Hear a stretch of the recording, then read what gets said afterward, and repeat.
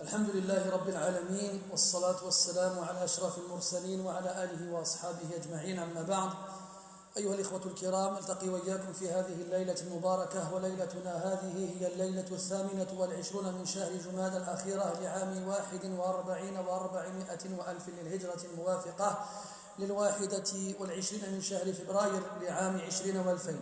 كعادتنا في ليلة السبت نفتح كتاب الإمام أبي زكريا يحيى بن شرف النووي رحمه الله تعالى المعروف برياض الصالحين، وما زلنا بصدد قراءة باب الصبر، وقد انتهينا في الدرس السابق إلى ختام قراءة الحديث 44، وهذه الليلة بإذن الله تعالى نقرأ الحديث الذي بعده بمشيئة الله عز وجل وتوفيقه. Maître Shafran, nous nous réunissons comme chaque vendredi soir. Nous sommes dans la 28e nuit du mois de Jumad al-Akhirah de l'an 1441 de l'Hégire, c'est-à-dire le 21 février 2020.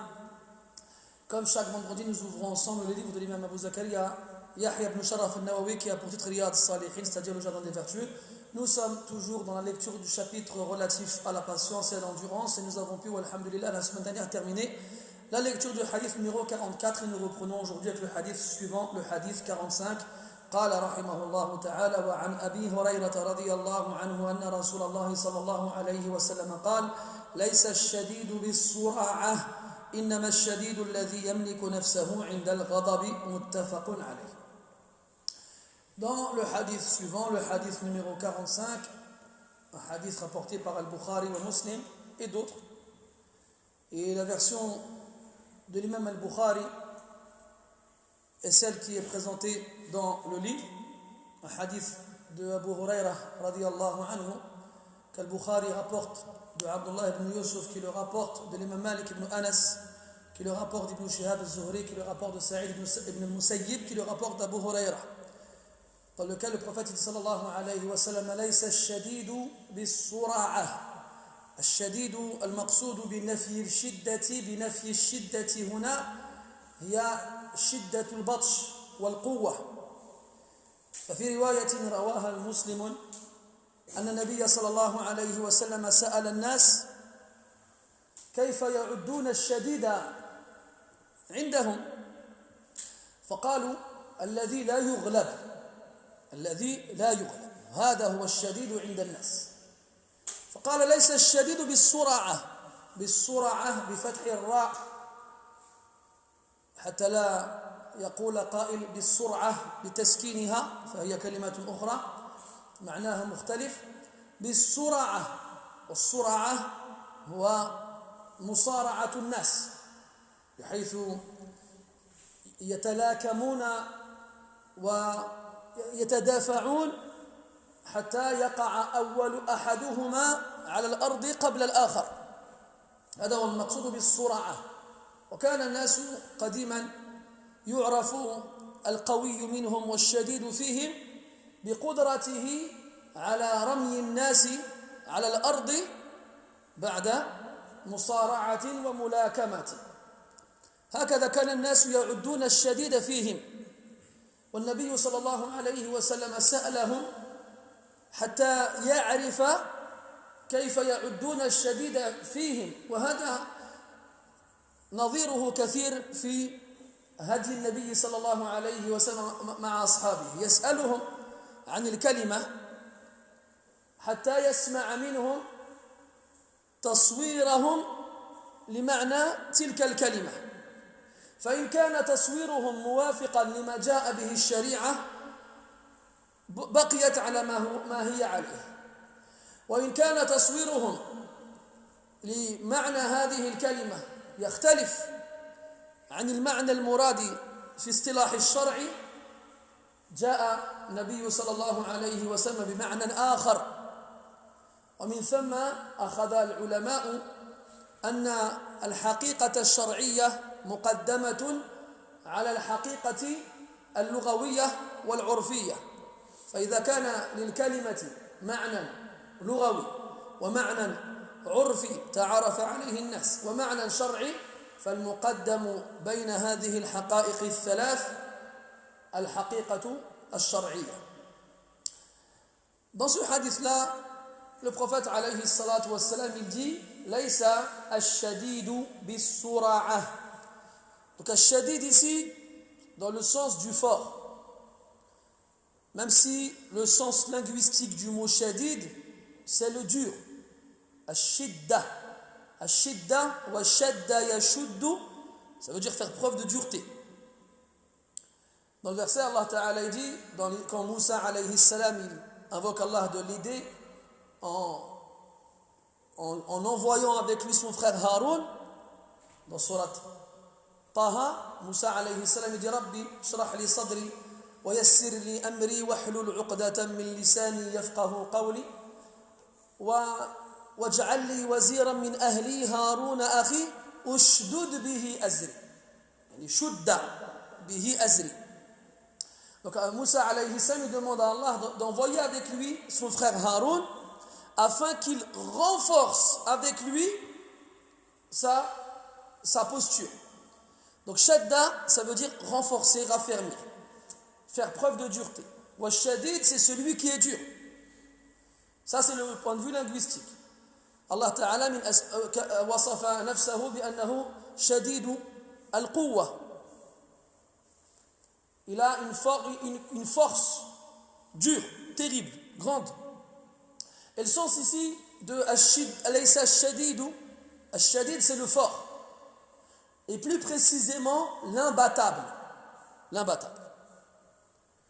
Donc généralement quand le prophète sallallahu alayhi wa sallam commence une phrase par une négation, c'est souvent suite à une affirmation qui a précédé. Et dans une version du hadith, qui est chez les musulmans, le prophète leur a posé la question: comment considérez-vous le shadid chez vous? C'est qui chez vous le shadid? Le fort, l'imbattable, du moins le fort. Ils ont répondu: c'est celui qui ne perd pas, c'est celui qu'on ne bat pas. Et là ils font référence au fait d'être vaincu dans la lutte. La lutte. En arabe, la lutte, on l'appelle al-musara'a. Sara'ahu. Al-musara'a. Après, al-mulakama, c'est la boxe. Vous avez remarqué qu'à travers ma gestuelle, je ne suis pas un boxeur. Ala kulli hal, donc, ils organisaient entre eux des combats de lutte dont le but était que l'un des deux combattants soit mis au sol. Donc celui qui tombait le premier et qui était au sol le premier avait perdu. Et donc chez eux, dans leur istilah, dans leur terminologie, al-shadid, c'est celui qui était imbattable, celui sur qui personne n'avait le dessus. Et là, la version qu'on a ici, c'est une suite dans laquelle le prophète, sallallahu alayhi wa sallam, il montre que le sens du mot chez eux n'est pas le sens qu'ils devraient avoir en tête en tant que musulmans. Il leur dit Laïsa shadidu bis-sura'a. As-sura'a avec une fatha sur le ra. Il y en a qui le disent as-sura'a. C'est une erreur. Là, ça veut dire tomber, foudroyer, évanoui. As-sara'a. Là, as-sura'a avec une fatha sur le ra. C'est un autre mot. Et ça fait référence à la lutte, justement. La lutte. Donc l'homme fort n'est pas celui qui a le dessus dans la lutte, celui qui n'est pas battu lors d'un combat. Et ici, les savants nous ont déduit une règle très importante dans les fondements de la jurisprudence islamique, c'est que dans les mots qu'on utilise tous les jours, il y a 3 registres. C'est comme en français. Vous vous souvenez du français quand on en a fait à l'école, pour ceux qui en ont fait? Eh bien, il y a le registre soutenu, il y a le registre courant et il y a le registre familier. C'est des registres. Donc chaque registre, il a, comment dirais-je, un degré. C'est vrai, le soutenu, c'est un peu l'équivalent de ce qu'on a nous, le littéraire. Le courant, c'est l'équivalent de ce qu'on a nous, darij ou l'ammiya, le dialecte, ce qu'on utilise tous les jours, couramment. Et le familier, c'est ce qu'on utilise en petit comité. En petit comité. Donc, il arrive qu'un mot, le même mot, ait un sens différent dans chacun de ces registres-là. Donc, en islam, nous, il y a 3 registres aussi. Il y a le registre d'ordre légal, c'est-à-dire qui est soumis à la législation, c'est donc le vocabulaire de la législation islamique. Puis il y a le registre linguistique, ce sont les mots qui sont soumis à la langue. Et il y a le registre al-urfi, usuel, traditionnel, qui correspond au registre courant en français. Ce que les gens emploient entre eux. Ce que les gens emploient entre eux. Donc ici, le prophète leur demande, c'est quoi al-shadid chez eux? Selon leur urf, leurs us et coutumes, selon leur usage et leur tradition, al-shadid chez eux, c'est l'homme, quand il lutte, il ne perd pas. D'accord? Le registre linguistique, on a dit que le shadid, c'est le dur. Donc ça n'a pas forcément de rapport avec la lutte. On peut dire d'un mur qu'il est shadid, d'un taureau qu'il est shadid. Il n'y a pas forcément de lutte.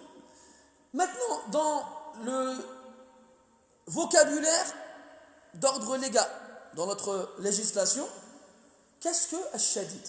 Ce n'est pas le sens que vous lui donnez vous. Et là, on a déduit une règle qui est que lorsque le même mot a différents sens dans les différents registres, alors le registre qui sera mis en avant, c'est le registre d'ordre légal, le registre soumis au vocabulaire de notre législation. Donc toi, quand tu vas lire le Coran, mathalan, ou la Sunna, ou la parole des ulama, dans le tafsir, dans le fiqh, dans le hadith, eh bien le sens des mots que tu liras, tu devras voir leur définition dans la législation, et pas dans un dictionnaire, pour avoir le sens linguistique, ni aller voir les gens et leur demander qu'est-ce que ça veut dire ce mot-là. Et là, tu comprends pourquoi il y a des gens qui se trompent quand ils lisent les textes.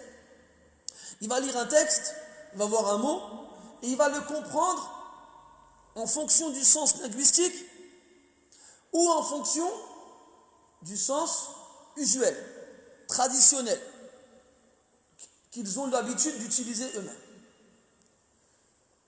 Donc la priorité, elle revient au sens donné par notre législation. Et cet exemple qu'on a ici, on a plein des exemples comme ça dans la Sunna. Le prophète sallallahu alayhi wa sallam interroge des gens sur des mots. Il lui donne le sens qu'ils connaissent à ce mot-là, et lui leur dit non, ça ne veut pas dire ça. Exemple avec le muflis. Hadith ma'rouf. C'est qui le muflis chez vous? Le muflis, si on traduisait littéralement, c'est celui qui a tout perdu, le faillitaire, celui à qui il ne reste rien. D'ailleurs, c'est ce qu'ils ont répondu. Le faillitaire chez nous est celui à qui il ne reste pas une pièce d'argent ni un bien. Et la prophète répond non. Il dit non. Le faillitaire dans ma communauté, c'est celui qui vient le jour de la résurrection avec des bonnes actions comme des montagnes. لكن سب هذا وظلم هذا وضرب هذا وقتل هذا وشتم هذا إلى غير ذلك. Mais il a insulté celui-ci, agressé celui-là, et menti à celui-ci, et ainsi de suite. Et chacun d'entre eux, qui ont été ses victimes, viendront se rembourser en hasanat. C'est-à-dire, ils lui prendront ses hasanat. فَيَأْخُذُونَ مِنْ حَسَنَاتِهِ, jusqu'à ce qu'il ne lui reste plus rien. Mais il y aura toujours des khusama, des opposants. Alors, ils lui donneront de leurs mauvaises actions. Après, il ira en enfer. وَالشَّقِيُّ هُوَ الَّذِي يَعْمَلُ لِغَيْرِهِ. Et le pire des malheureux, c'est celui qui se fatigue et qui œuvre pour les autres. Pour les autres.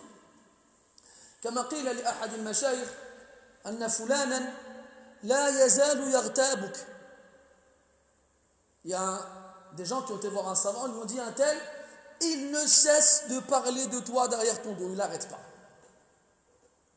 Alors le cheikh, il est resté atraqa sa'atan, il est resté silencieux un certain moment, puis il a dit وما هي حيلتي لعل الله تعالى سخره ليعمل لغيره.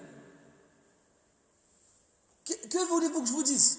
Il est probable qu'Allah l'a asservi pour qu'il œuvre pour autre que lui. T'imagines? Et plus de fois, subhanallah, tu remarques que هذا الإثم وهو إثم اللسان كثيرا ما يقع في أهل الإحسان. يعني الذين ظاهرهم طبعا الصلاح والاستقامة والالتزام. Tu remarques que les péchés de la langue, tout ce qui a un rapport avec la médisance et le fait de parler sur les autres, c'est un péché que l'on voit beaucoup chez les gens de l'istiqama, de la droiture. Quand je dis ça, je parle physiquement. Après, il n'y a qu'Allah qui sait qui est sur la droiture. Eh bien, c'est des gens, tu les vois, c'est des gens, ils sont à la mosquée, à toutes les prières, au premier rang, avant l'adhan, ils ont le mushaf, ils font du dhikr, après la prière, ils restent, ils font tisbih, ils restent longtemps, ils prennent le mushaf. C'est des gens, ils s'interdisent beaucoup de choses. Ils ne vont pas dans les restaurants, ils ne vont pas là-bas, ils ne vont pas là-bas. Ils sont durs envers eux-mêmes et durs aussi envers les autres. Donc ils font beaucoup plus que la plupart des gens. Mais subhanallah, la yatawarra'un fil kalami fil nas. Par contre, ils ne s'empêchent pas de parler sur les autres. ليش؟ هذا سببه الإعجاب بالنفس. Vous savez, le fait que vous voyez des gens, en apparence, ils ressemblent à des pieux, à des vertueux, des gens qui ont l'air vraiment d'appliquer à la lettre ce qu'Allah veut de nous, et pourtant, ils se permettent de parler sur les autres. Comment ça se fait? Comment ça se fait que quelqu'un de normal, qui ne fait pas ce qu'eux ils font, il fera attention à parler sur les autres? Parce que vous savez, ça, c'est sa cause principale, c'est la fatuité. Vous savez, c'est quand on est séduit par soi-même. Parce qu'on voit les gens autour de soi. On les voit, puis on voit que les gens arrivent en retard à la mosquée, à la prière. Ils ne vont même pas à la mosquée. Ils se font plaisir, ils vont au cinéma, ils vont dans les mariages, ils vont... Et lui, il voit qu'il s'interdit ces choses-là, il ne les fait pas. Alors, il va commencer à mépriser les gens. C'est le premier stade. Yahtaqiru an-nas. Il les méprise. Et donc forcément, il les sent inférieurs à lui-même.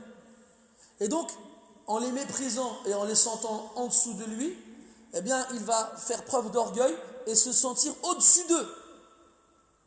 Alors, comme pour lui, ils ne valent rien parce qu'ils sont méprisables, alors il dit, la haraj, an atakallama fi. Wa hakadha yal'abu bihi ash-shaytan. Et c'est comme ça qu'à la fin, Shaitan, il a raison de lui. Il a raison de lui. Vous savez, comme ils disent les ulama, afatu al-ibadati fi al-alan al-riya wa afatu al-ibadati fi sir al-ujb wa la'alla al-ujba yakunu ashadda ala an-nafs min al-riya. Ils disent que le méfait de l'adoration qui est faite en public devant les gens, c'est l'ostentation. Tu as peur de tomber dans ce degré de j'œuvre pour que les gens me regardent. Et le méfait de l'adoration qui est faite en privé, quand tu es tout seul, il y a quand même un danger. Quel est-il? C'est le ujb. Ah, moi je suis. Tu te réveilles la nuit pendant que les gens y dorment, tu jeûnes le jour pendant que les gens y mangent, tu lis le Coran pendant que les gens ils s'amusent et sont distraits. Alors tu commences à croire que tu es meilleur qu'eux.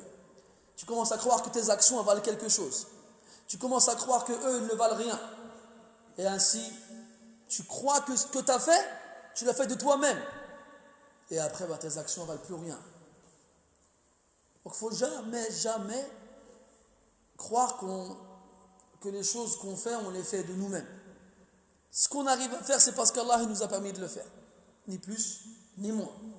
Et si les gens ils trouvent du bien à dire de nous, c'est seulement parce qu'Allah il a caché à leurs yeux nos péchés et nos défauts, ni plus ni moins. Même que tu crois que tu es meilleur que les gens parce que tu viens à la mosquée, parce que tu lis le Coran, parce que tu pries la nuit, parce que tu jeûnes le jour, parce que tu mets un qamis, parce que tu as une barbe, tu n'as rien compris mon frère. C'est pas ça le résultat auquel tu dois arriver en faisant ces choses-là.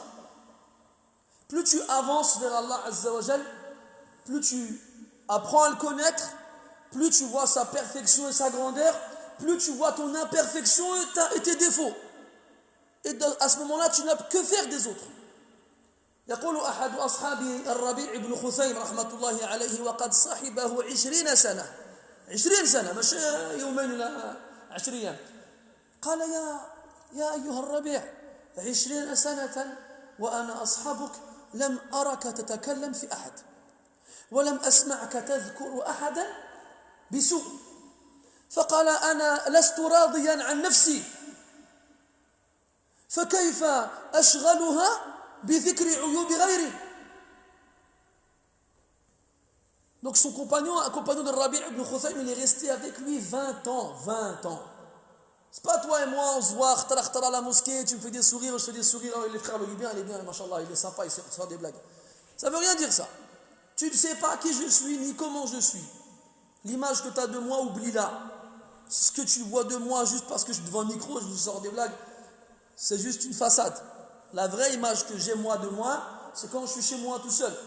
Demandez à madame et aux enfants. Demandez-leur pas. Ala kulli hal. Il ne faut pas se fier aux apparences. Ce qui compte, la vraie expérience que tu auras de la personne, le vrai jugement que tu auras sur lui, c'est bito les sohba. C'est en restant longtemps avec lui. وهذا الرجل, il est resté avec un homme pieux et vertueux des élèves, parmi les élèves de Abdullah ibn Mas'ud, qu'on appelle Al-Rabi' ibn Khuthaym, rahmatullah alayh. Il est resté avec lui 20 ans. Il lui a dit pendant 20 ans que je suis avec toi quasiment tous les jours, je t'ai jamais entendu parler de qui que ce soit. Jamais je t'ai entendu dire du mal sur quelqu'un. T'as adjab quand même, c'est fort comme 20 ans. Si t'arrives toi en 20 minutes, fort. Et voilà.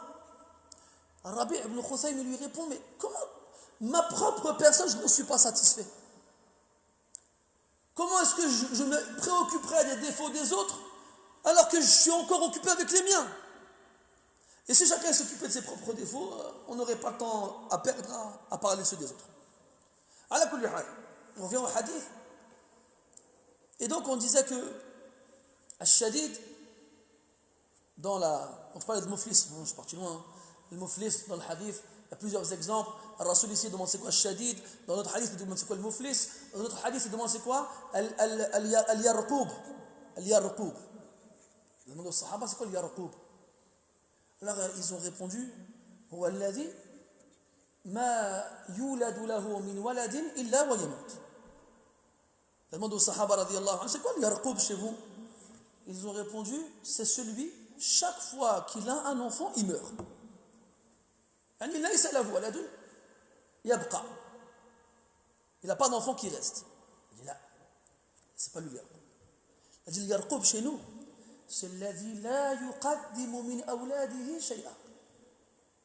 يعني لا يفقد من أولاده أحدا فيحتسب ويصبر على فقدانه ويفوز بذلك بأجر عظيم عند الله سبحانه وتعالى. C'est l'axe. Donc ils ont dit chez nous, c'est celui, il n'a pas un enfant qui survit. Chaque fois qu'il a un enfant, il meurt. Il dit non, chez nous, lui là, c'est celui, au contraire, qu'il n'a pas un enfant qui meurt. Eux, c'est l'inverse. Il n'a pas un enfant qui vit. Chaque fois qu'il a un enfant qui naît, il meurt. Il dit non, chez nous, c'est l'inverse. C'est celui qui a des enfants et il n'en perd aucun. Ils survivent tous. Ils sont tous vivants. Donc il n'en perd aucun, il n'y en a aucun qui meurt. Et donc, la douleur et la souffrance de perdre un enfant, elle est terrible et énorme. En patientant suite à cette perte-là, il gagne une récompense exceptionnelle. Mais s'il n'en perd aucun, eh bien, il n'aura pas cette récompense-là. C'est lui. Al-Shahid, les exemples sont nombreux, c'est que ce qu'il faut garder comme leçon à partir jusqu'à présent, dans le hadith, c'est que ce qui compte dans les mots que l'on lit dans le Coran et la Sunna, et dans la langue des savants, c'est celui qui a été donné par la révélation. Et pas l'inverse. Je ne dis pas Hana chez nous, je dis n'importe quoi, Silat al-Rahim, ça veut dire ça. Ou bien chez nous, Zakat, ça veut dire ça. Ou bien chez nous, Kada, ou bien chez nous, Kada. On prend nous les Maghrébins. Pour les Marocains, déjà dans le Maroc, on ne dit pas forcément les mêmes mots en fonction des régions. Un exemple tout bête, chez nous, pour la poire, on dit Nougas, et dans le sud, dans le nord, ils disent Ouida. D'accord? Après, quand tu vas un peu plus loin, en Algérie, c'est à côté, hein, eh bien, on va voir aussi des mots différents qui désigneront la même chose. on va un peu plus loin en Tunisie, et on aura pareil des mots différents qui désigneront la même chose. Des fois, c'est l'inverse. C'est le même mot qui aura des sens différents en fonction de la zone ou de la région dans laquelle tu te trouveras. Donc, je fais quoi, moi? Si moi, je suis au Maroc, à Agadir, et je lis le Coran et je vois un mot dedans que nous, à Agadir, on dit, je vais le comprendre selon ce qu'on comprend à Agadir. Et si je suis à Biskra, en Algérie, et je lis le mot, et à Biskra, le mot, on le dit dans un autre sens, je vais comprendre comment on comprend à Biskra. Ou bien si je suis à Gabes en Tunisie, et je lis, t'es de Gabes, toi? Ah bah, tant pis pour toi. Et que je le lis d'une façon, comme les Ashab Gabes, ils le disent. Est-ce que, là, donc, et encore, on parle des Maghrébins, on continue, on va en Libye, on va en Égypte, on fait le Khalij, on fait le Hacham, on ne va pas s'en sortir. On aura Alwan ou Ashkal, ou Anwa'. Donc, ce qui compte, c'est le sens donné par Ash-Sharia. Et dans l'Aïsa Ash-Shadid ou Bis-Sura'a, première étape, il faut enlever le sens que les gens ont enregistré dans leur mental. Que Ash-Shadid, ce n'est pas lui, ce n'est pas l'imbattable, celui qui fait la lutte avec les gens et que personne ne bat. Quel est le jugement de As-Sura'a, la lutte? Jawaz. Le Nabi sallallahu alayhi wa sallam, il a Sara'a rajulan ala mi'atin min al-ghanam fatasara'a fasara'a. Le Rasoul, il avait un homme, on en avait déjà parlé sur le hadith là, qui avait beaucoup de têtes de bétail, il avait des moutons, et il était imbattable, personne ne le battait. Il a dit à Rasoul, hal laka an tusari'an, tu veux faire la lutte avec moi? Le Rasoul lui dit, pour combien de. C'est pas ça gratuitement, pour combien? Il dit, pour 100 moutons. Et l'homme était sûr de lui, imbattable. Le Rasoul, il accepte, alors, fasara'ahu fasara'ah. Ils luttèrent et le Rasoul l'a eu le dessus sur lui. Alors, 100 moutons. 100 moutons. 200, 300 € le mouton. Allah hseb ça. Et voilà. L'homme, il mardash. Il n'a pas avalé. Il lui dit, viens, on recommence. Deuxième manche. Le Rasoul dit, pour combien? Mais atun ukhra. 100 de plus. D'accord. Fatasara'a fasara'a. Ils luttèrent et le Rasoul il a eu le dessus sur lui. Là, il ne croit pas, c'est pas possible. Marratayn fi yawm wahid. Ana al-ghallab alladhi la yughlab. Lui dit, c'est moi l'imbattable, personne n'a le dessus sur moi. Des fois, je peux être la même journée. Non, c'est pas possible. Ya Muhammad, marra thalitha. Encore une troisième. Pour combien? Il me reste 100 têtes, elles sont à toi. Il dit d'accord.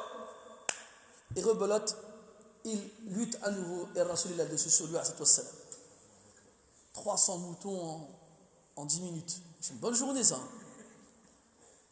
Et là, l'homme, il est mahzoum, aqliyan wa jasadiyan. Il est vaincu, psychologiquement et physiquement. Ça, il a tout perdu. Et même hata iqtisadiyan. Et économiquement aussi. Il a tout perdu en quelques minutes. Et là, le Rasoul lui dit, dis la ilaha illallah, et je te rends tes moutons. Et il a achète et il a rendu ses moutons.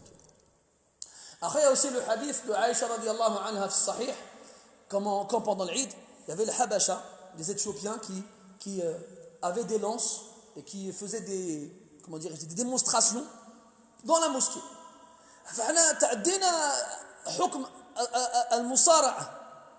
دخلنا في مسألة أخرى وهي جواز المصارعة داخل المسجد. Nous, on a dépassé le stade de est-ce qu'on a le droit de lutter. C'est un autre stade là. Est-ce qu'on a le droit de lutter dans la mosquée? Non, on a le droit.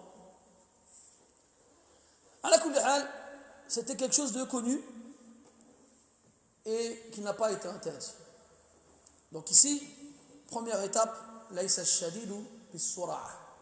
Là, le but du prophète sallallahu alayhi wa sallam, ce n'est pas de corriger un sens qui existe dans la langue arabe. Là, النبي عليه الصلاة والسلام أعلم الناس بمعاني الألفاظ في لسان العرب وهو القائل عليه الصلاة والسلام أوتيت جوامع الكلم. Le but du prophète, ce n'est pas de changer, de corriger le sens du mot. Il existe. Et il le sait mieux que quiconque, car il est celui qui connaît le mieux l'essence de la langue arabe parmi les gens. كما قال الشافعي رحمه الله لا يحيط بلغة إلا نبي. Il n'y a qu'un prophète qui peut cerner entièrement une langue. Il n'y a qu'un prophète. Et comme notre prophète est le meilleur des prophètes, alayhi salatu wassalam, et que la langue arabe est la meilleure des langues, et la plus riche, et qu'il connaît la langue arabe entièrement, هذا فضل على فضله عليه الصلاة والسلام. Qui sait très bien ça veut dire quoi. S'ils les interrogent, qu'ils leur disent pas ça, pas pour leur dire oubliez le sens que vous donnez à ce mot-là. Non. Ça veut dire que le sens que moi je vais vous donner, il est plus important. Gardez-le en tête. ليس الشديد بالسرعة إنما الشديد الذي يملك نفسه عند الغضب.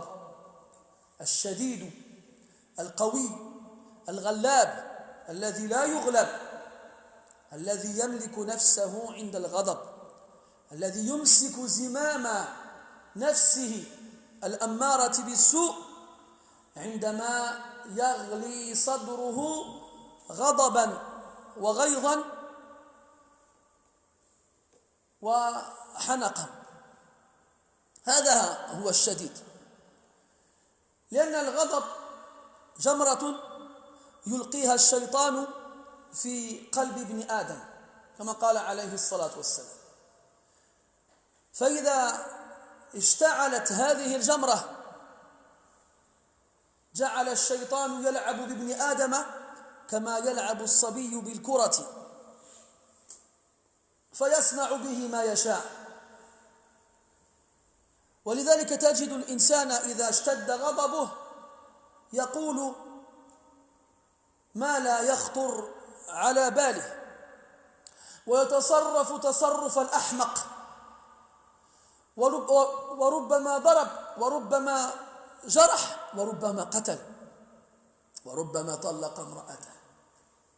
وما أكثر ما يأتي الرجال يبكون ويشتكون أنهم تلفظوا بالطلاق في ساعة غضب فيلتمسون عمن يفتيهم بعدم وقوع طلاقهم لشدة محبتهم لنسائهم.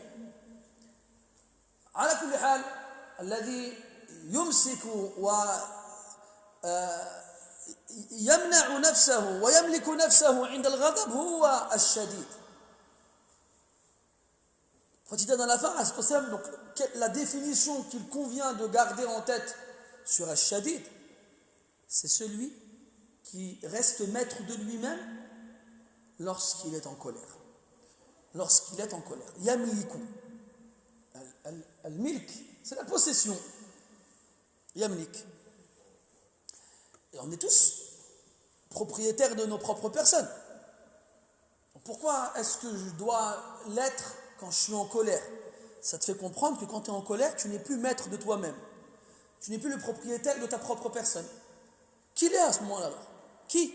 Ash-Shaytan. Le diable. Et d'ailleurs, le prophète dit dans un hadith sallallahu alayhi wa sallam que la colère, c'est une braise que le diable jette dans le cœur du fils d'Adam. Et à ce moment-là, lorsque cette colère, cette braise prend feu dans ton corps, eh bien, tu perds le contrôle de toi-même. Tu ne sais plus ce que tu dis, tu ne sais plus ce que tu fais. C'est pour ça qu'il y a des gens, quand ils sont en colère, ils disent des choses auxquelles ils ne pensent pas. Ou bien ils font des choses qu'ils ne voulaient pas faire. Peut-être même qu'il va frapper. Peut-être même qu'il va blesser. Peut-être même qu'il va tuer. Peut-être même qu'il va divorcer son épouse. Et qu'est-ce qu'ils sont nombreux les gens qui viennent nous voir, pas moi, mais enfin moi aussi, mais beaucoup les imams en France ou ailleurs à ce sujet-là. Vous savez, ils viennent nous voir, Inch'Allah, c'est un rajul. Il va te voir, tabarakallah, sahib adalat, qui va nous dire le poudre. Hein? Tabarakallah, en plus aujourd'hui les frères ils font comment ça s'appelle, de la musculation, des sports de combat, masha'Allah. Comme on disait avant dans les années 80, ils roulent des mécaniques. C'est les expressions khayr zaman. Ala kulli hal, il vient comme ça et dit ouais, akhi, t'as vu, j'ai un problème. Il dit qu'est-ce qui se passe? Et là, cette force, cette image qu'il donne, elle s'écroule. Elle tombe comme un château de cartes. Ses yeux, ils deviennent rouges et ils deviennent humides. Puis il commence à avoir le nez qui coule. Après, il dit, j'ai divorcé ma femme. Mais j'étais en colère. Je voulais pas. C'est à cause de la colère. Et lui, il espère que Rabbama, tu vas lui faire pitié. Tu sais, il croit que lui-même, il a le choix en fait. Toi, je t'aime bien, ton talaq, il est pas sahih. Toi, par contre, c'est fichu. Non, ce n'est pas entre nos mains. Il y a des règles, il faut les appliquer. Et tenez-les-vous pour dit, la colère n'est pas une excuse. Et chez la majorité des fuqaha, celui qui prononce le divorce, même si sa femme elle est indisposée, ou bien même si elle n'est pas en état de menstru, mais il y a eu un rapport avec elle, eh bien le divorce il est valide. Il est valide. Puis là tu vois les gens, ça y est, ils s'écroulent. Mais non, Marty, je l'aime. On a des enfants. Comment on va faire?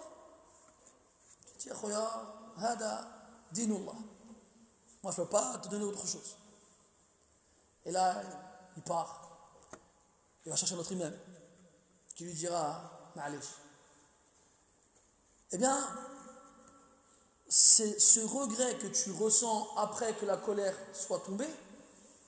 Si tu l'avais retenu au moment où elle a eu lieu, tu n'aurais pas à regretter. Tu n'as pas à regretter. C'est comme celui qui insulte quand il se met en colère. Celui qui frappe quand il se met en colère. Celui qui blesse quand il se met en colère. Et Sufyan al-Thawri rahmatullah alayhi disait la an at'ana ahadan bi sayfi ahabbu ilayya min an at'anahu bi lisani. Il disait je préfère poignarder quelqu'un avec mon épée que le poignarder avec ma langue. Parce que je te poignarde, tu vas blesser, tu vas saigner. Puis après, masha'Allah, un peu plus tard, ça va se soigner. Et puis, ka'anna shay'an lam yakun. C'est comme s'il n'y avait rien du tout. Mais des fois, les mots, ils font plus de mal que les épées. La an takhtalita al-asinnatu fi jawfi ahabbu ilayya min an yat'anani akhi bi kalimatin jariha. Comme ils disaient les anciens. Je préfère que les épées se mélangent dans ma gorge en me poignardant plutôt qu'un de mes frères il me fasse mal avec un mot blessant. وَكَمْ مِنْ حُرُوفٍ تَجُرُّ الْحُتُوفِ. Combien de lettres elles ont engendré des catastrophes. Ala kulli hal, cette braise que le diable jette dans ton cœur, éteins-la. ولذلك ذكر النووي رحمه الله تعالى هذا الحديث في هذا الباب في باب الصبر لأن الصبر حبس النفس فإذا شعر الإنسان بالغضب يجب عليه أن يحبس نفسه وأن يمسك نفسه وأن يملك نفسه ولا يتركها طالقة تتصرف كيفما شاء.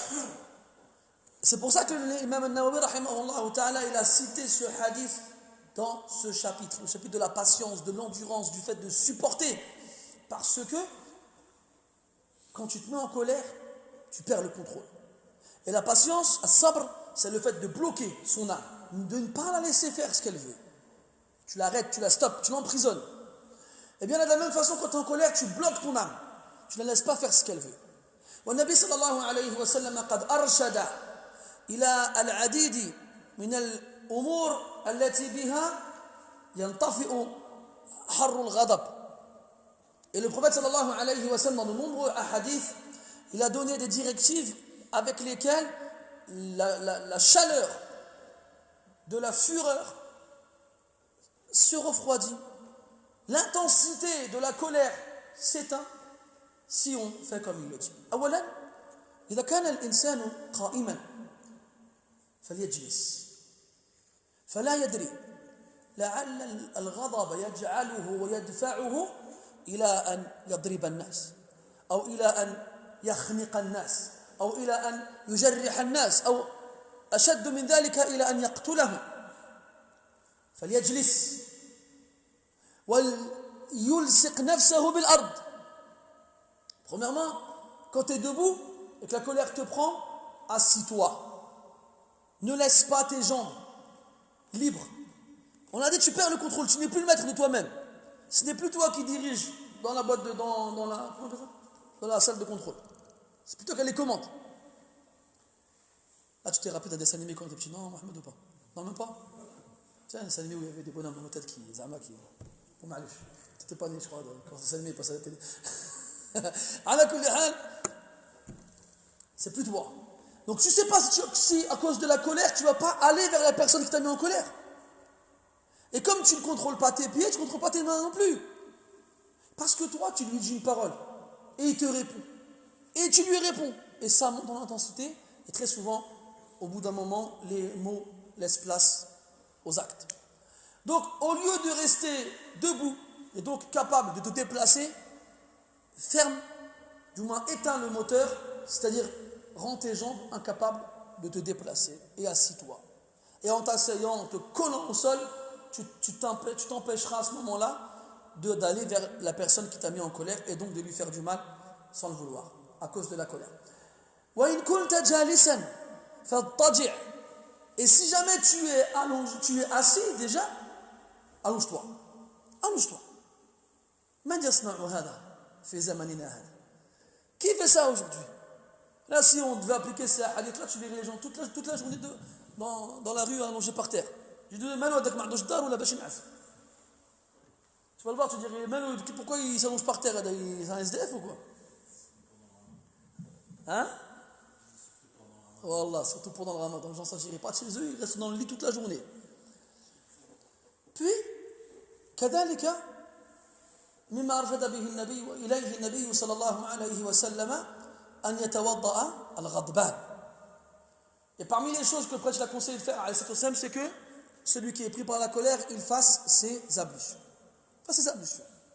لأن الغضب كما سبق جمرة وجمرة تطفئ حرها بالماء. On a dit tout à l'heure que la colère était une braise, et la braise, tu l'éteins, tu la refroidis avec de l'eau. Donc lorsque l'un d'entre vous il est en colère, qu'il fasse ses ablutions, qu'il se mouille au minimum, qu'il passe de l'eau sur lui. وإذا كان الرجل في بيته مع زوجته ودار بينهما شجار ونزاع وارتفعت الأصوات وقال الرجل كلمة فردت المرأة بكلمة أخرى فخشي الرجل أن يفعل شيئا لا تحمد عقباه فالأولى والأفضل في حقه أن يخرج من بيته ولا يمكث معها تحت سقف واحد. Et très souvent comme ça arrive, donc les hommes et les femmes ils se marient puis ils vivent ensemble, et puis quand tu vis longtemps avec quelqu'un, eh bien les défauts ils apparaissent et on a de plus en plus de mal à patienter sur les défauts les uns des autres. Donc les gens ils se disputent, c'est normal hein, de se disputer. Tu vis avec quelqu'un, tu le vois tous les jours, forcément au bout d'un moment il va faire une chose qui va t'énerver, c'est obligé. Et la patience au départ elle est facile, puis elle devient acceptable, puis elle devient difficile, puis elle devient insupportable. C'est les étapes. C'est pour ça que l'homme il passe sa journée dehors et il passe la soirée avec son épouse. C'est pas comme aujourd'hui, non, reste avec moi s'il te plaît, je ne vais pas rester toute seule. Alors il reste avec elle toute la journée, puis à la fin il n'en peut plus. Et elle aussi. Et ne se supporte plus. On ne parle même pas de l'époque où les hommes ils avaient plusieurs épouses. Bah oui, il la voyait une fois toutes les 4 nuits. Donc il y a encore moins de problèmes, il y a encore moins de sources de disputes. Mais non, les gens ne comprennent pas ces choses-là. Non, je me marie pour moi toute seule, moi je ne partage pas. On dirait que c'est son jouet, on dirait. On a tous connu quand on était petits des enfants, ils avaient des jouets, je ne les avais pas. Genre, il a 4 G.I. Joe. Pour ceux qui ont connu les G.I. Joe. Tu as connu les G.I. Joe, Mohamed? Parce que docteur, je ne sais pas, non, j'ai l'impression que... Oui. Et toi, nous, on prenait les bâtons des glaces, tu sais, les Esquimaux, la boîte à francs 50 à l'époque à Carrefour, là. Puis on faisait des bonhommes avec. Puis tu voyais Jérémy, il avait 10 G.I. Joe. Il jouait avec un G.I. Joe. Tu lui fais, hey, tu m'en prêtes un? Il dit non. Et quand tu le prends, Wallah, il te l'arrache des mains. Non, c'est à moi. Mais tu joues pas avec. Je m'en fiche, c'est à moi quand même. Parce que la plupart des femmes qui ne cessent de répéter à tort et à travers qu'elles ne peuvent pas supporter la polygamie parce qu'elles ne veulent pas partager, c'est pas de la jalousie. C'est de la possessivité. De la possessivité. C'est à moi, je partage pas. Je l'aime pas, il m'énerve, je lui crie toute la journée, je ne le supporte pas, dégage, mais tu ne te maries pas avec une autre femme. C'est le même principe, c'est le syndrome de c'est à moi, je ne partage pas. J'aime pas ce jouet, je ne joue pas avec, mais tu ne toucheras pas. Bref, fermons cette parenthèse douloureuse. Et ce que je voulais dire, c'est que les gens se plaignent aujourd'hui de leurs conjoints. Les hommes se plaignent de leurs femmes et les femmes se plaignent de leur mari. Mais c'est normal que vous vous plaigniez les uns des autres. C'est normal. Vous êtes constamment ensemble, toute la journée, tous les jours, 24 heures sur 24, l'homme il sort pas parce que madame ما بغاتوش يخرج وانا تخليني بوحدي وحشومه وعلاش تزوجت باش تخليني بوحدي في الدار وانا عندي من نهضر مع الحيوط مع من نهضر. Bref, on connaît tous cette chanson. Tu me laisses toute seule, tu vas au travail, quand tu rentres après tu vas voir tes copains et moi tu me laisses toute seule, je vais parler avec les murs, je ne vais pas marier pour rester tout seul, tout ça. Alors qu'elle te fait pitié, tu dis bon vas-y, je vais rester avec elle. Et Allah, qu'on va parler billah. On va parler de quoi? Ah, j'ai lavé le petit aujourd'hui, ah c'est bien. Il a roté, ah machallah.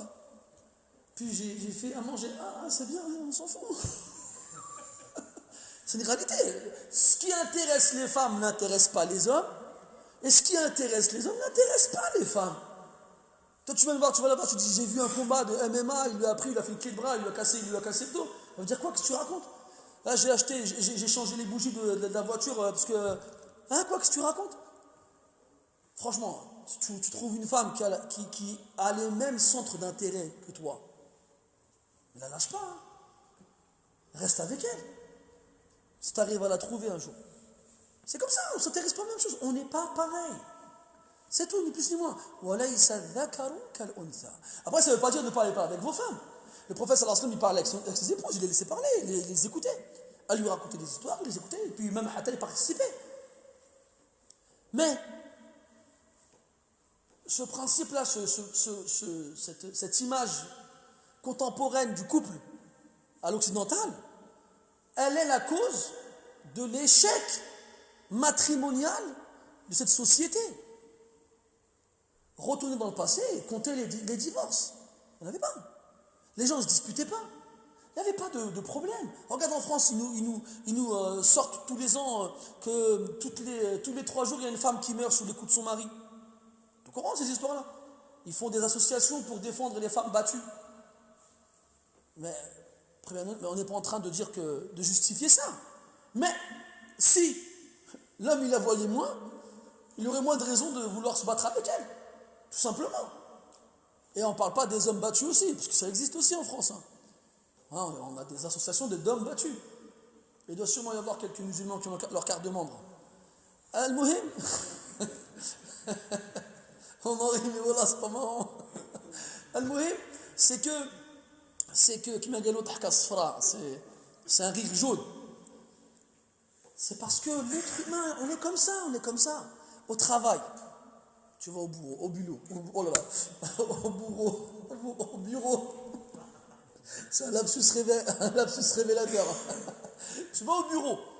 Il y a toujours un collègue, il t'énerve. Il y en a toujours un. Un Jean-Jacques ou bien un Taddour qui... il te laisse pas respirer, toujours derrière ton dos, toujours en train de t'embêter. Au début, tu dis rien, tu se barres. Les jours ils passent, un jour t'en as marre. Tu l'attends devant sa voiture après le travail, et tu lui crèves ses pneus. Ou bien tu le menaces, arrête, ou bien quelqu'un dans ta famille va disparaître. Tu vois? Tu ne fais pas ça le premier jour. Mais c'est à force de côtoyer cette personne-là que tu patientes de moins en moins avec lui. Et si on voulait énumérer les avantages qu'il y a dans la polygamie, on ne s'arrêterait pas qu'à ce point-là. On irait loin. Mais non. On est dans une société où la polygamie c'est considéré comme quelque chose qui infériorise la femme et méprise son statut, mais pas l'adultère. On vit dans une société où couvrir une femme c'est un signe d'arriérisme, non? Ouais. De retour en arrière, mais de la mettre toute nue pour vendre un yaourt, c'est normal. Donc il n'y a pas à s'étonner de ces principes qui sont complètement inversés. Mais, normalement, nous, en tant que musulmans, on ne devrait pas être touchés par ces problèmes-là.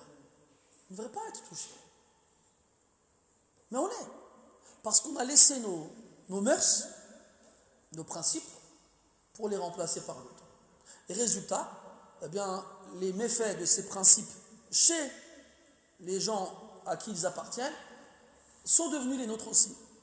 Et les musulmans ne cessent, ils divorcent, et ils se déchirent, et ils se disputent, et ils se battent, et ils s'entretuent, comme eux le font, parce qu'ils ont pris leurs mœurs. Et là, on revient à l'histoire du divorce, parce que c'est pas fini. C'est quelque chose qui est très très fréquent. Donc l'homme, il s'énerve avec sa femme, il la supporte plus. C'est comme les gens qui, ils ont des wasawis, ils ont comment on peut appeler ça, des obsessions psychologiques. Ils ont peur de tout ce qu'ils disent à leur femme. La femme a dit à son mari, il y a ma mère qui est rentrée du bled, est-ce que je peux aller la voir? Alors il lui dit, va chez tes parents. Après il fait, j'ai dit va chez tes parents, je crois que j'ai divorcé ma femme. Après il tremble. Parce que c'est vrai qu'il existe une règle qui dit que la phrase, qu'il y a plusieurs sens possibles, parmi lesquels il y a un sens de divorce, eh bien, il sera considéré comme tel si tu as l'intention, quand tu l'as dit cette phrase-là, de divorcer. Donc je dis, retourne chez tes parents, ou bien, on est parti chez les beaux-parents, on a mangé là-bas, on arrive à la maison, on se rend compte qu'on a oublié le sac du petit, Donc tu arrives à la maison, on a oublié le sac du petit chez les parents. Vas-y, retourne chez tes parents. Je dis, retourne chez tes parents. Ah, t'es divorcé. Après, il vient me voir en pleurant, j'ai dit à ma femme, retourne chez tes parents. Mais c'est pas grave. Donc il y a un jahl énorme sur les règles du divorce. Et parmi la plus grande ignorance sur ces règles-là, c'est la fameuse colère. Je me suis disputé avec ma femme, j'étais en colère, et je l'ai divorcée. Ah, elle a divorcé. Je te divorce. Il était chaud, il était énervé, puis après, quand il a refroidi, ça y est, il est conscient de ce qu'il a dit. Il regrette, parce que ça ne disputait pour rien. Il voulait regarder Top Chef, et lui, il voulait regarder, je sais pas moi, Juste Prix, ça existe encore Juste Prix? Un jeu de ce genre-là. À la fin, pour une bêtise pareille, il a prononcé le divorce, puis il vient de voir et dit, ah, Cheikh, j'étais en colère. Cheikh El Habib, ça n'existe pas, un homme et sa femme, ils sont chez eux, madame elle a fait du thé, cacahuètes, un peu de cinnamon, puis il prend le verre comme ça, là, dans ses yeux, il dit, ma ahlak, wa ma ajmalak, lakinnaki taliq. Ça n'existe pas. Ça n'existe pas. Un homme, il regarde sa femme comme ça dans les yeux, il lui fait son regard de playboy, il lui dit, qu'est-ce que t'es belle et qu'est-ce que tu es sucré. Voilà, le miel à côté de toi, c'est du sable. Mais je te divorce. Non, ça n'existe pas. On se crie dessus, les veines elles gonflent, la couleur elle change, la température elle monte, les verres ils s'envolent. Et à la fin, c'était divorcé. Le seul cas où la colère sera une excuse et donc n'engendrera pas l'exécution du divorce, c'est une daraja qu'on appelle al-irlaq, la fermeture. Ça veut dire que la colère, elle est tellement intense qu'elle a fermé les portes de ta conscience. C'est comme si tu étais inconscient. Ça y est. Tu es réveillé, tu parles, tu es debout, mais c'est le noir à l'intérieur. On a éteint la lumière. On a fermé les stores et on a fermé les portes. Dans le sens où il va parler, il va dire des choses, puis après, je dirais, t'as divorcé ta femme là? Je dis non. Il va pas nier. Il va oublier totalement ce qu'il a dit. C'est même pas de l'oubli. Ça n'est même pas dans sa tête. Al-irlaq. C'est le seul cas dans la colère où on ne prendra pas en compte ce que tu as dit. Et donc le divorce ne sera pas valide. Et là, c'est la question qu'on va leur poser à ces gens-là. Est-ce que quand tu as prononcé le divorce, tu étais conscient? Tu te souviens de l'avoir prononcé? Je me souviens. Eh bien, khalas. Ta colère n'est pas une excuse. Donc quand tu deviens la marionnette du diable, il joue avec toi comme un enfant, il joue avec sa balle.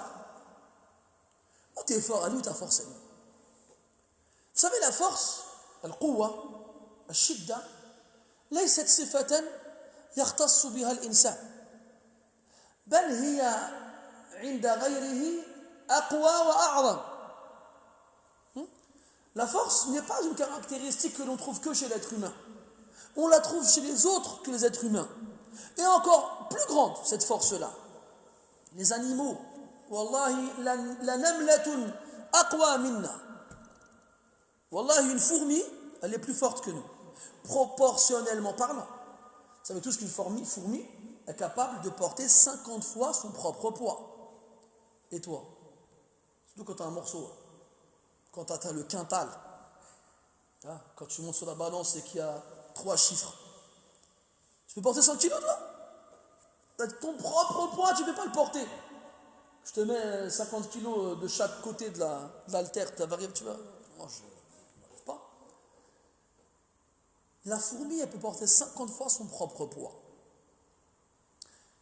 On va dans les autres animaux. L'éléphant.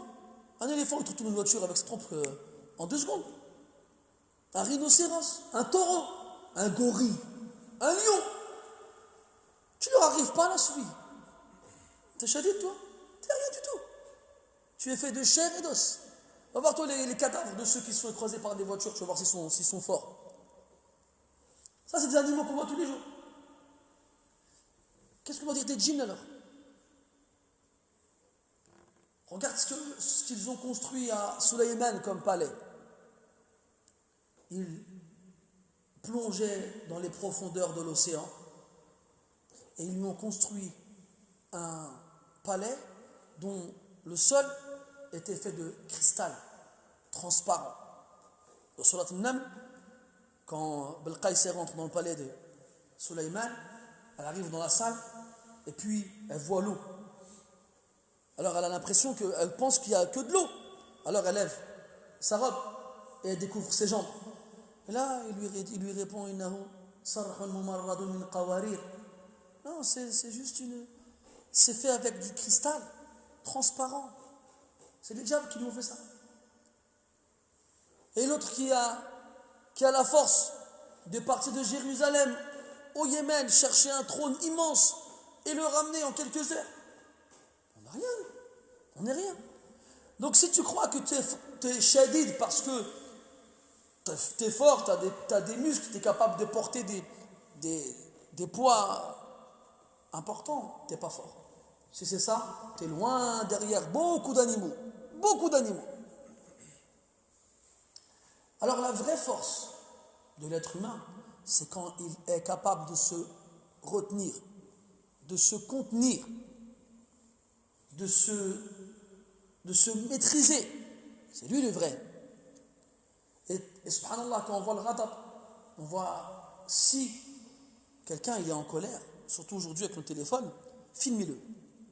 Filmez-le, puis montrez-lui à quoi il ressemble après. Montrez-lui à quoi il ressemble après.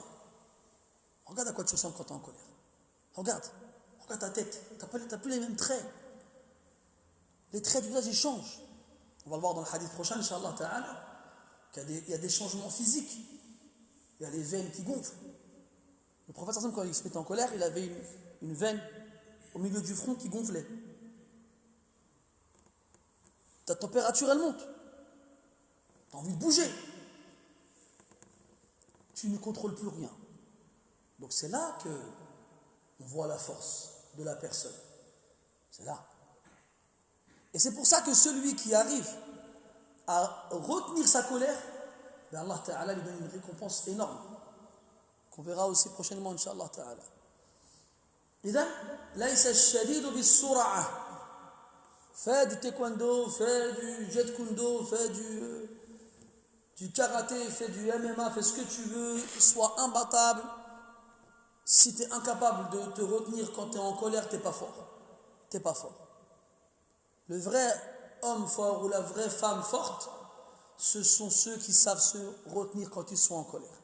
C'est eux qui ont la force. Et parmi les moyens qui nous permettent aussi de nous retenir quand on est en colère, c'est qu'on soit conscient de nos défauts personnels. Parce que vous savez, nous, très souvent, on ne sait pas quels sont nos propres défauts. Parce qu'on n'a pas été confronté à une situation dans laquelle on va voir de quel minerai on est fait. Un exemple. Toi, tu n'as jamais fait de l'escalade. Jamais. Jamais. On est ensemble, on mange ensemble. Et puis, je sais pas moi, il y a un enfant qui a son cerf-volant qui se prend dans un mur pas très loin d'ici. On est 4-5 en train de manger ensemble. Qui y va? Toi, à ce moment-là, tu n'as jamais fait d'escalade. Est-ce que tu sais si tu es capable de monter ou pas? Là, tu vas arriver devant le mur, tu vas avoir quand même 10 mètres. Oh, c'est chaud. Si je glisse et je tombe, je vais me casser quelque chose. Mais est-ce que tu acceptes de dire à Ashabak, أنا ما نعرفش أتسلق الجدار, moi je ne sais pas monter, escalader un mur? ما ترضى. Alors il y a celui qui est khabir bi nafsihi, il est conscient de sa personne. Il ne veut pas risquer. Là, il n'est pas en train de dire je ne sais pas escalader, mais il a peur. Alors il ne veut pas essayer. Il ne veut pas essayer. Il y a celui qui n'a pas peur, mais qui ne sait pas s'il y arrivera. Alors il essaye, et il tombe, et il se fait mal. Il est inconscient. Et il y a celui qui n'a pas peur, et qui sait escalader, qui monte, et qui récupère le cerf-volant. Il est conscient de son état. Donc, des fois, on a en nous, dans nos propres personnes, des choses qu'on ignore. Des choses qu'on ignore. Parce que même la colère, même s'il nous arrive à tous des choses qui nous mettent en colère, est-ce qu'on a été confronté à une vraie situation où la colère, elle sera complète et totale? Vous avez vu, il n'y a pas longtemps, on a appris quelqu'un, il s'est fait tuer dans une station-service parce qu'il a pris la place de quelqu'un, il s'est fait tuer. Celui qui l'a tué, il l'a tué parce qu'il n'a pas accepté, il n'a pas avalé que la personne prenne sa place dans la file d'attente. Et donc, si on devait tuer chaque personne qui nous fait ça, il n'y aurait plus beaucoup de monde en France. Donc, nous, on est inconscient de nos propres limites. On est ignorant de nos propres défauts. Donc, il y a un travail à faire sur soi-même. Est-ce que toi, tu sais quel sera l'état dans lequel tu te trouveras quand tu seras en colère? Tu le sais? Celui qui sait, alors il doit tout faire pour ne pas se mettre en colère. Parce qu'il sait que quand il est en colère, il est mauvais. Et celui qui ne sait pas, il doit tout faire pour ne pas tomber en colère non plus. Parce qu'il ne sait pas comment il sera quand il sera en colère. Donc qu'est-ce que tu fais? Tu vas attendre d'être en colère pour voir? Là, il vaut mieux ne pas l'être. Il vaut mieux ne pas l'être. Et bien entendu, ce n'est pas toute colère qui est mauvaise. Des colères qui sont bonnes, des colères qui sont pures, et des colères qui sont vertueuses. Notamment quand les sacralités d'Allah sont bafouées. Mais pareil, on ne fait pas n'importe quoi, même dans ces cas-là. Comme dans le hadith de Aïcha radiallahu anha, quand certains juifs ont dit au prophète Assalamu alaykum, au lieu de dire Assalamu alaykum. Alors elle s'est énervée, elle a dit wa alaykum assalam, wa la'na, wa al-ghadab, wa kada, wa kada. Elle leur a répondu et rajouté. Alors le Rasoul lui dit ah Aïcha, mahlan, doucement, alayki bir rifqi, wa iyaki wal unf, wa shidda. Doucement. Sois douce et prends garde à la dureté et à la violence. Alors elle est étonnée, elle lui dit ya Rasulallah, t'as pas entendu ce qu'ils ont dit? Il répond si. Bala. Wa anti alam tasma'i ma qult? T'as pas entendu ce que moi ce que je leur ai dit? Radattu alayhi. Wa inna Allah la yastajibu li fihim wa la yastajibu lahum fi. Je leur ai répondu. Et Allah, il me répond à moi dans ma réponse à eux, et il ne leur répond pas à eux dans leur demande en moi. Donc même si Aïcha s'est mise en colère pour une raison juste, eh bien la façon d'exprimer la colère, elle ne l'était pas. Donc même si tu as le droit de te mettre en colère, eh bien il faut que tu saches comment l'exprimer correctement. على كل حال الحديث بقية on en parlera la prochaine fois مع الحديث الآخر parce que là il y a une série de hadiths qui tournent autour justement de la colère et on est toujours dans bab as-sabr parce que sabr c'est habs al-nafs, donc celui qui est capable de bloquer son nafs, son âme, de la maîtriser. Voilà ما أجمل هذا التعبير الذي يملك نفسه عند الغضب. Qu'est-ce que cette expression elle est belle, celui qui possède sa personne quand il est en colère, pour te faire comprendre que tu la perds à ce moment-là. Ce n'est plus à toi. Tu n'es plus maître de toi-même. Et qui prend les commandes? Ash-shaytan. Wash-shaytanu ya'idukum al-faqra wa ya'murukum bil-fahsha. Comme Allah dit dans le Coran, Ash-shaytan, il vous promet la pauvreté et il vous ordonne la turpitude. Et Allah dit dans le Coran, Inna ash-shaytana lakum aduwwun fattakhidhuhu aduwwa. Le diable est pour vous un ennemi. Considérez-le comme tel. Et plus que ça encore, Allah Ta'ala a pris le diable comme ennemi pour nous. Et nous, on le prend comme allié contre lui. Ya subhanallah. وإذ قلنا للملائكة اسجدوا لآدم فسجدوا إلا إبليس كان من الجن ففسق عن أمر ربه أفتتخذونه وذريته أولياء من دوني وهم لكم عدو بئس للظالمين بدلا. Voilà, ça c'est trop hajib. Allah Ta'ala, il s'est mis en colère et il a chassé Iblis et il l'a maudit et il en a fait son ennemi et il nous a mis en garde contre lui. Allah a dit à Adam avant de rentrer au paradis, Inna hadha aduwwun laka, c'est un ennemi pour toi. Et il nous a avertis, et nous, sa descendance, qu'il était un ennemi pour nous. Et Allah, il a pris comme ennemi pour nous. Alors, on ne doit pas le prendre comme ami. Eh bien, nous, on en a fait un allié contre Allah, subhanahu wa ta'ala. Et à la fin, qu'est-ce que Shaitan il fait? Il nous abandonne. Il nous abandonne. Quand il nous a emmenés là où il voulait nous emmener en enfer, qu'est-ce qu'il dit aux gens? ما أنا بمصرخكم وما أنتم بمصرخي إني كفرت بما أشركتمون من قبل إن الظالمين لهم عذاب أليم كمثل الشيطان إذ قال للإنسان اكفر فلما كفر قال إني بريء منك إني أخاف الله رب العالمين حتى إذا جاءنا قال يا ليت بيني وبينك بعد المشرقين فبئس القرين قال قرينه ربنا ما أطغيته ولكن كان في ضلال بعيد إلى غير ذلك. Tous ces versets dans lesquels on a cette discussion entre l'être humain, la proie, la pauvre victime de ce diable qui n'a cessé de le tourmenter tout au long de sa vie jusqu'à réussir à l'emmener avec lui dans la pire des destinations. Nasallallahu salam wa al-afiyah.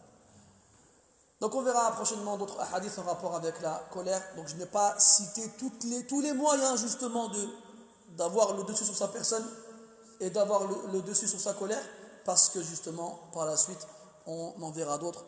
Nasallahu tabaraka wa ta'ala أن يوفقنا لكل خير. سبحانك اللهم وبحمدك أشهد أن لا إله إلا أنت نستغفرك ونتوب إليك وصلى الله على نبينا محمد وعلى آله وأصحابه أجمعين والحمد لله رب العالمين وبارك الله فيكم.